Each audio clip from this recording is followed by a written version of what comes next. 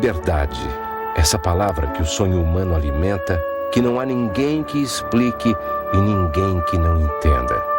Cecília Meirelles.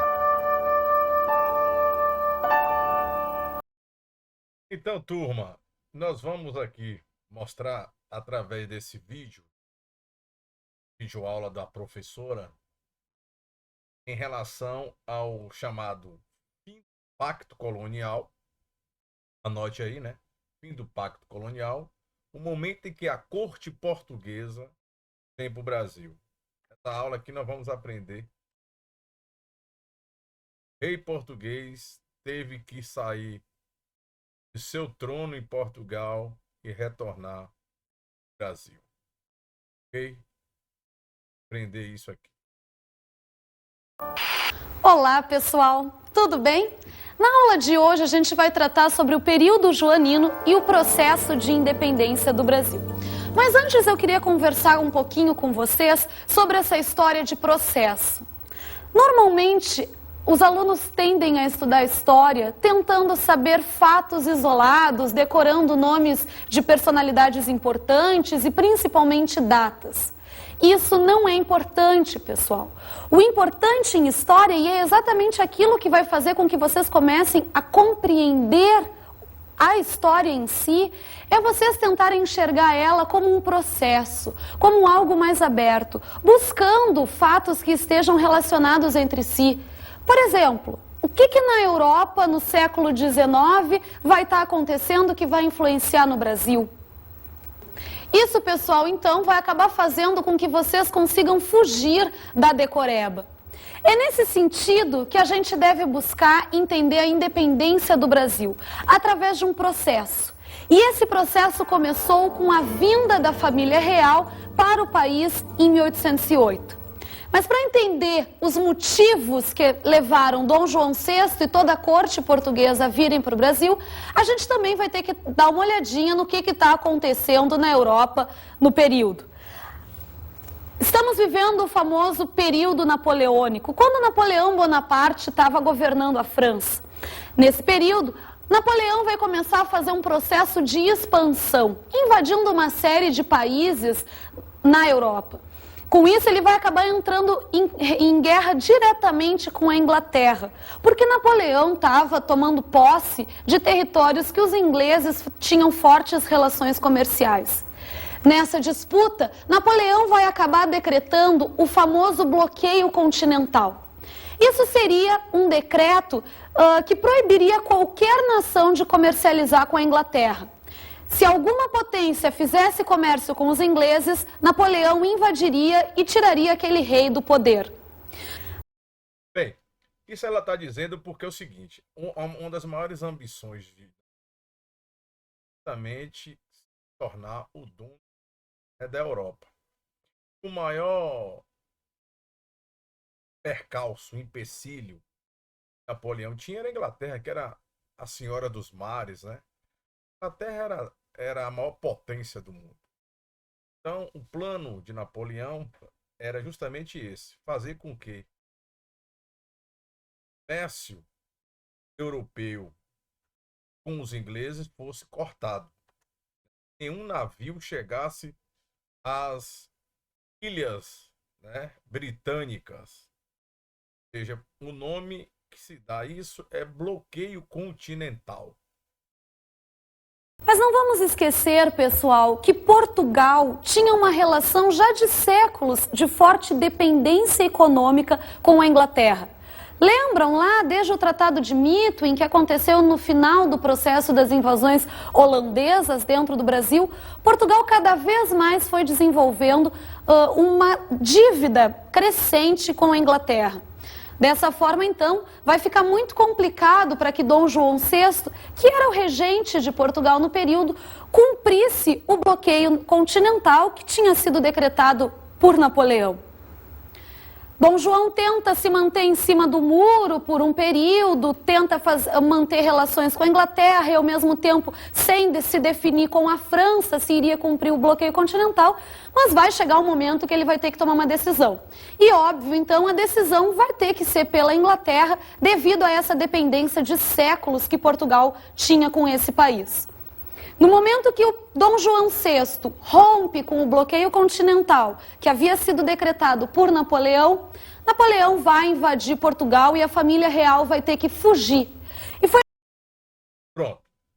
Então, vamos recapitular, né? Portugal tinha duas escolhas. Os portugueses apoiavam eles que já vinham um bom tempo fazendo relações comércio. É só se lembrar, né, de que boa parte do nosso ouro ia para os ingleses. E aí, de certa forma, não fazer parte, não aceitar o bloqueio continental, ou então aceita o bloqueio continental e se torna inimigo dos ingleses. É o que nós chamamos da sinuca de bico, né? É a sinuca de bico. A solução encontrada para essa sinuca de bico aí foi justamente, e foi ter um plano inglês, fazer com que o rei português, ao invés de ficar em Portugal, porque seria invadido pelos franceses, né, teriam que ser escoltados, né, junto com os ingleses, para o Brasil. Tá? Então, a invasão francesa em Portugal vai ocasionar a fuga da família real para o Brasil. É exatamente isso que aconteceu, pessoal. Existem sátiras contando que foi algo muito engraçado que teria acontecido. Engraçado pra gente, é claro, que teria acontecido, porque foi bastante conturbada essa saída da família real. Teria sido em apenas 3 dias que tudo se montou. Foram vendidos bilhetes para ter acesso aos navios que viriam para o Brasil. E muitos nobres acabaram não conseguindo comprar e na hora de partir foi uma confusão geral. Nobres se tocando ao mar, muita gente inclusive se matando.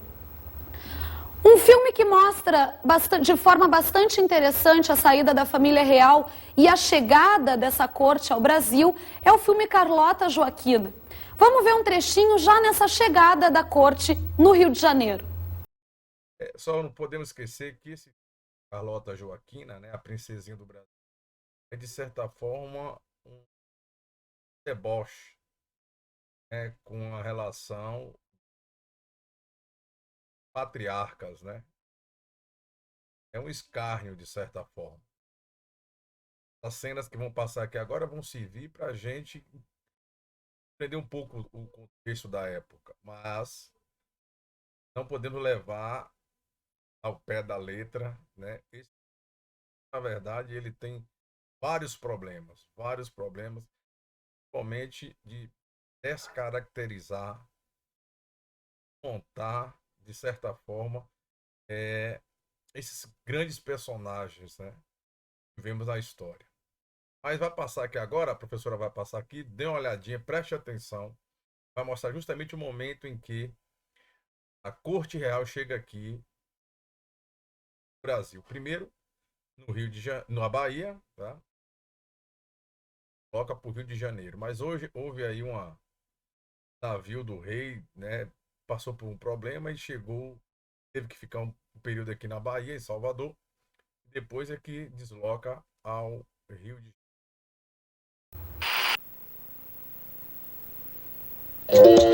Carlota detested the country the moment she set foot on it. Maybe because she didn't like black people. Don João, on the other hand, seemed intrigued by the racial mixture that he found there.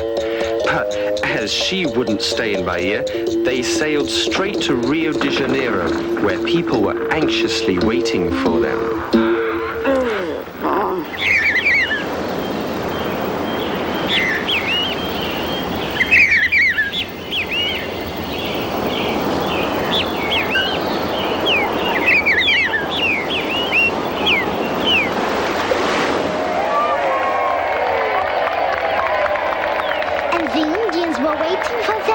Many Indians, many Europeans, lots of Africans, some Chinese, and probably even 2 or 3 Scots.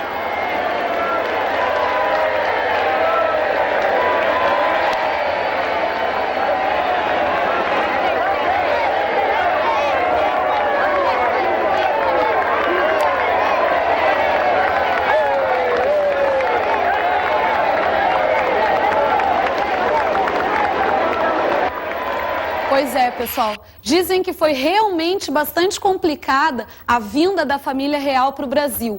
O navio, inclusive, onde estava Dom João VI, chegou a se perder e teve que passar alguns meses em Salvador antes de conseguir chegar ao Rio de Janeiro efetivamente. Tem uma outra historinha que vai nos contar que teve um surto de piolho durante a viagem nos navios da nobreza, sendo que todos já chegaram ao Rio de Janeiro com a cabeça raspada. Mas, enfim, quando Dom João VI chegou ao Rio de Janeiro, ele vai começar a decretar uma série de novas medidas que nós podemos considerar como liberais. A partir de agora, o que vai acontecer? A família real já está aqui. Uma nota, um retrato aí, é que as casas onde foi colocada toda essa corte de Portugal, ele é PR, né? Príncipe Regente, que na verdade se traduzia em ponha-se na rua, né? Ou seja, dono das casas tiveram que doar suas casas para essa corte portuguesa se instalar provisoriamente no Rio. Então, uma vez estando aqui, quem vai fazer agora? Dom João vai começar a decretar algumas leis a favor dos ingleses, óbvio, né? Se foram os ingleses que o ajudaram, né, escoltaram, vieram junto de Portugal para o Brasil. Então, se faz necessário, a partir de agora, medidas liberais, ou seja, medidas voltadas para o comércio, favoreça principalmente os ingleses.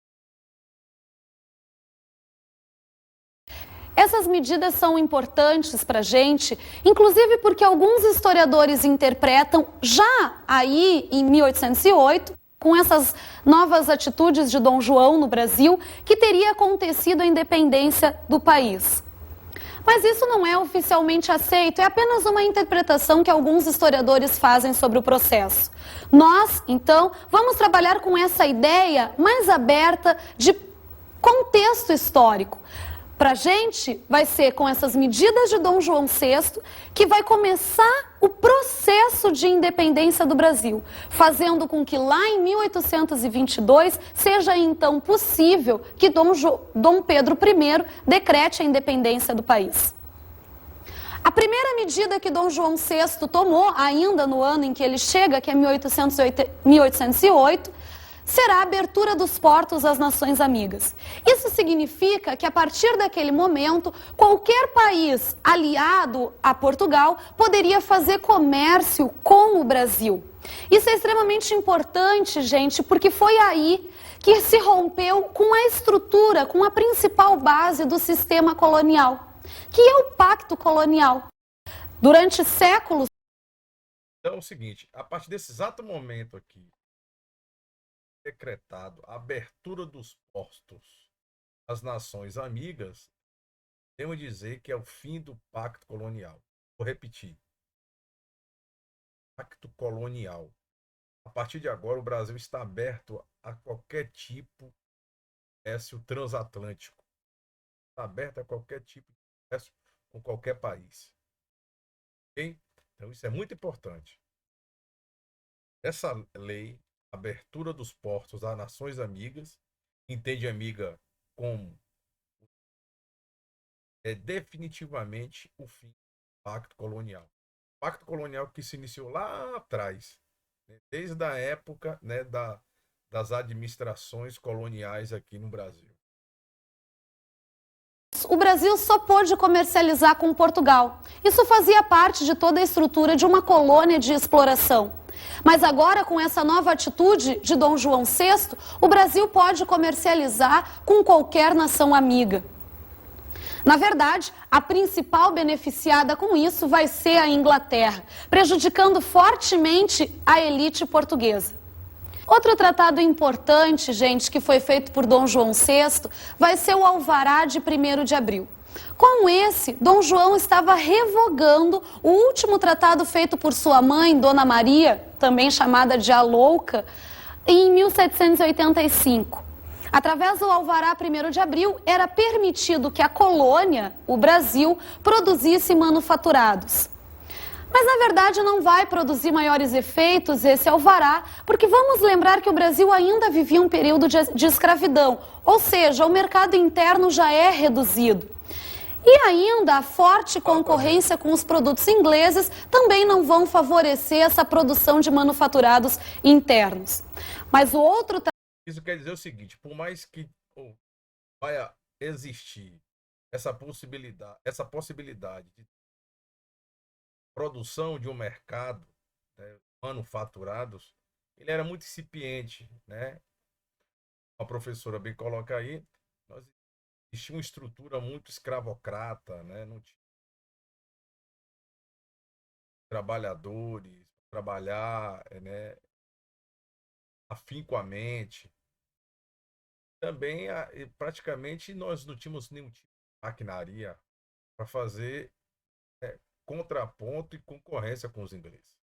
Mas foi importante, porque acaba com uma lei em que Dona Maria, a mãe de Dom João, né, que era tida como uma louca, ela criou lá, proibindo qualquer tipo de industrialização no Brasil. Com essas medidas adotadas por Dom João, a partir de agora, sim, podemos ter o início de uma manufaturazinha. Tratados de navegação e comércio, esses sim acabaram trazendo maiores consequências para a história econômica do país. Através desse tratado, novas taxas alfandegárias foram colocadas por Dom João VI nos portos brasileiros. Só que foram feitas, gente, de uma forma um tanto polêmica na época. Para vocês terem uma ideia, a Inglaterra iria pagar menos imposto para colocar seus produtos à venda no Brasil do que o próprio Portugal. Imaginem a consequência, o reflexo que isso acabou causando na elite comercial portuguesa. Veja que todo tipo de tratado é para beneficiar os ingleses, né? Até mesmo em relação aos próprios portugueses. Vão ficar muito chateados aí com essa abertura excessiva, mas foi a forma que Dom João VI, de certa forma, trapou, amenizar esses benefícios. Vejam que todas essas medidas liberais que Dom João VI está fazendo dentro do Brasil beneficia principalmente a Inglaterra e parte da elite brasileira. Mas a elite portuguesa não está gostando nada disso. A política externa e inovações de Dom João VI nesse período também vão ser bastante importantes, pessoal. Por exemplo, Dom João VI vai acabar invadindo a Guiana Francesa. Isso numa questão direta de luta contra a França. Mas outra questão que foi feita foi a invasão da província de Cisplatina, onde hoje fica o atual Uruguai. Dom João VI, com essas duas invasões, na verdade, o que ele estava tentando fazer era expandir ainda mais o território brasileiro. Mas novas instituições também... Eu prestar atenção nisso? Dom João entrou em dois problemas aí. Um com a Guiana Francesa, que é lá em cima, né, que vocês viram. O Brasil faz fronteira, que pertenceu à França, para querer expandir o território. Assim como também, né, tentar, onde hoje é o Uruguai, né, os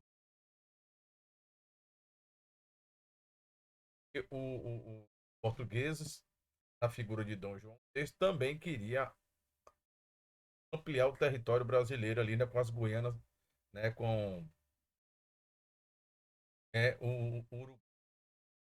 Então, já de cara aí, Dom João já está colocando suas mangas de fora, né? Questões mesmo de tratados internacionais. Vamos seguindo aqui com as inovações de Dom João VI. Essas inovações extremamente importantes, porque o Enem adora trabalhar, né, justamente sobre benefícios e as ações que Dom João ao chegar no Brasil. Foram criadas nesse período por Dom João VI. Uma das principais seria o Banco do Brasil, esse mesmo que existe até hoje, teve um de seus momentos iniciais já no governo de Dom João VI. Essa instituição, gente, teria sido criada para cobrir os déficits do governo e seria suprida através de novos impostos. Dom João VI vai dar a desculpa para a criação do Banco do Brasil, dizendo que seria um setor responsável para dar créditos para novos produtores. Outra medida importante, gente, vai ser a legalização da imprensa. Até 1808, vejam bem, até Dom João VI chegar no Brasil, não existia imprensa oficial aqui dentro. Na verdade, considera-se que Dom João VI teria colocado o primeiro jornal dentro do Brasil, que seria a Gazeta do Rio de Janeiro. Mas já há algum tempo, pessoal, já vinha sendo feito o jornal Correio Brasiliense por Hipólito José da Costa. Só que como era ilegal a imprensa no Brasil, Hipólito imprimia esse jornal na Inglaterra e mandava para o país. Dom João VI também vai criar a Biblioteca Nacional. Essa, num primeiro momento, teria sido feita com os próprios livros da corte portuguesa que estava aqui no Brasil. Hoje, a Biblioteca Nacional é uma das instituições culturais mais importantes para o nosso país. Um trabalho belíssimo é feito na biblioteca através da preservação e do arquivamento de muitos documentos da história do nosso país. Será também no governo de Dom João VI que o Brasil vai ser elevado à categoria de Reino Unido de Portugal e Algarves. Bom, então vamos recapitular aqui, né? Olha só. A ideia de banco. Precisava ter um banco aqui, né? Como é que um rei mora na colônia e ele tem um banco? Então foi criado o Banco do Brasil. Veja como o Banco do Brasil é antigo. Uma outra coisa que ela coloca aí que Dom João também fez, a Biblioteca Nacional. Né? Estava uma biblioteca, e uma grande biblioteca, que até hoje existe essa Biblioteca Nacional. Grande feito Tem biblioteca, precisa ter jornal. Né? Então ele vai fomentar também a criação de jornais aqui. Agora, isso que a professora vai colocar agora é extremamente importante. E o que vai acontecer? À medida que Dom João coloca o Brasil com o nome, né, Algarve, necessariamente está acabando, abolindo a colônia brasileira. A partir de agora, podemos dizer que o Brasil é uma extensão de Portugal. Entendeu? Preste atenção no que ela vai dizer aí. Mas para que a gente entenda como que isso aconteceu, novamente temos que nos remeter à história europeia. Estamos em 1815 e o que está acontecendo na Europa nesse momento é a derrota de Napoleão Bonaparte. Finalmente, a Tríplice Aliança, formada por Áustria, Rússia e Prússia, aliada à Inglaterra, consegue derrotar Napoleão. As motivações desses países eram bastante nítidas. A Tríplice Aliança queria a manutenção do sistema absolutista na Europa e a Inglaterra, sua motivação maior, sem dúvida alguma, era a questão comercial. Dessa forma, eles vão conseguir, então, derrotar Napoleão, só que novas medidas vão ter que ser tomadas, porque como ficaria agora essa Europa sem esse imperador? Por isso foi feito o famoso Congresso de Viena. Através desse congresso, se estruturou novamente a Europa após o período napoleônico.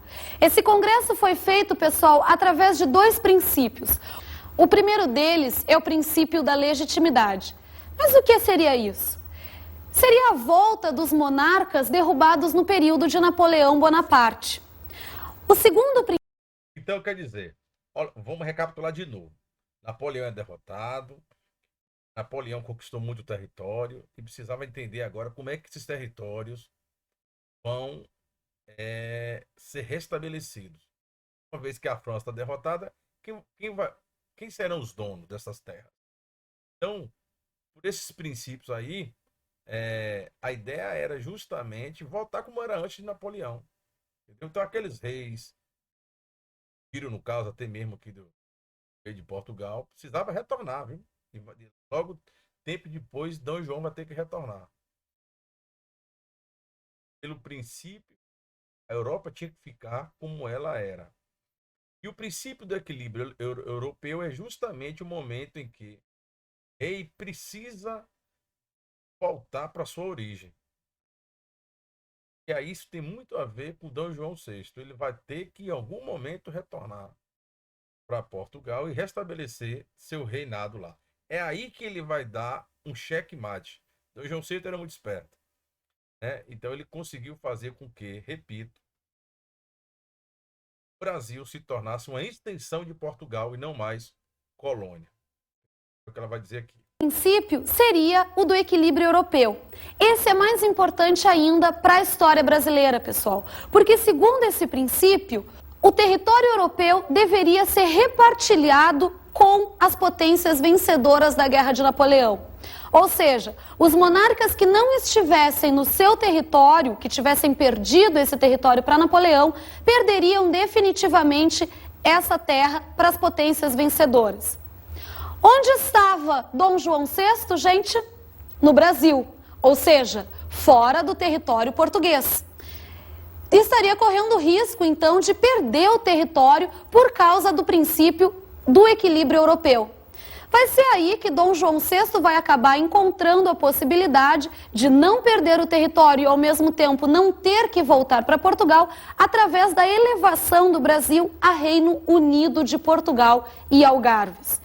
Agora, definitivamente, o Brasil perdia o status legal de colônia. O Brasil passa a ser um Reino Unido de Portugal, ou seja, tanto faz Dom João VI estar em território brasileiro quanto estar em território português. Faria tudo parte da mesma coroa. Esse fato acabará sendo a gota d'água para a elite portuguesa. Desde que Dom João VI veio para o Brasil, pessoal, essa elite veio perdendo cada vez mais benefícios em relação ao Brasil. Agora, definitivamente, ela perdia a colônia brasileira enquanto tal. Por isso, em 1820, vai acabar estourando em Portugal a famosa Revolução do Porto. Porto é uma cidade importante na época, situada em Portugal, onde a elite, os comerciantes e a nobreza vão acabar articulando uma revolta. Essa revolta tinha por base o planejamento da mudança da monarquia portuguesa. Eles pretendiam instaurar um governo monárquico, sim, mas parlamentar. Ou seja, eles estavam pretendendo limitar os poderes de Dom João VI. Por isso, foi criada as famosas Cortes Portuguesas, o parlamento português, que começou a articular toda a revolta. Outra medida, além de uma monarquia parlamentar que estava sendo proposta pelas cortes, seria também a recolonização do Brasil. Ou seja, eles queriam acabar com essa história do país ser Reino Unido de Portugal e voltar todos aqueles benefícios de séculos antes que eles tinham através do sistema colonial. E aí você entende que foi necessário Dom João ter que voltar para Portugal. Ou Dom João voltava, ou ele ia ser destronado. Essa Revolução do Porto aí tinha justamente esse intuito, né? De ser um parlamentarismo, ou seja, um tema no qual o reino tem a força absoluta. O Brasil teria que retornar, voltar a ser colônia. Então, a Revolução do Porto estoura lá e foi necessário Dom João retornar para amenizar esses problemas. Essa revolução foi bastante forte. Dom João VI vai ter que acabar voltando a Portugal, mas ele vai deixar estrategicamente o seu filho, Dom Pedro, no governo do Brasil. Foi dado então, gente, o primeiro passo para a independência do nosso país. E aí é um assunto que a gente vai trabalhar na próxima aula, que é a independência do Brasil, mas se faz necessário, né, a gente recapitular a importância que foi a vinda de Dom João VI para o Brasil, né? O Brasil ele vai deixar de ser essa colônia, o Brasil vai ter uma outra importância internacional. Dom João, pela primeira vez, imagine aí, há um rei na Europa vai ter que mora aqui na sua colônia, um rei que por estratégia e por sagacidade vai conseguir fazer com que o Brasil torne uma extensão de Portugal, por mais que seja, né, distante além mar, está viabilizando e percebendo que a qualquer momento o Brasil teria que fazer sua independência. Ele vai voltar porque está tendo um grande problema lá no Porto, né? Estão querendo tomar de novo, fazer com que o Brasil se torne colônia, estão querendo tirá-lo do trono e toda a sua família, então ele retorna, mas já vai deixar tudo aqui, de certa forma, já planejado para que o Brasil se torne independente, porque está eminente esse momento. Então ele vai articular que o Brasil, já que vai ficar independente, que fique então, né, uma independência moldado e pensado por parte de sua família. O que eu quero dizer é que, já que o Brasil vai ser independente, que seja independente sendo seu filho protagonista do movimento de independência, que vai ser justamente Dom Pedro I, que a gente vai ver na próxima aula, mas que o assunto, né, da vinda da coroa portuguesa para o Brasil tem todas essas características, e a partir de agora o Brasil vai ter uma outra dimensão em relação à geopolítica. Beleza? Saudações.